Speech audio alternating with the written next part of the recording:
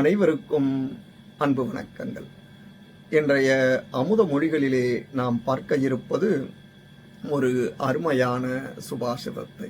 வாருங்கள். ஏகபார்யா த்ரய புத்ராஹ த்வேஹலே தசதேனவஹ மத்யராஷ்ட்ரே கிருஹம் யேஷாம் அத்யந்த சுக்ருதாஸ்சதே.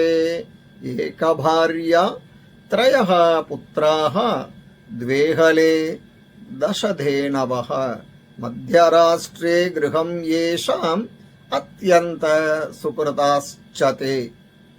एकभार्या त्रयः पुत्राः द्वेहले दशधेनवः मध्यराष्ट्रे गृहं येषाम् अत्यन्त सुकृताश्चते.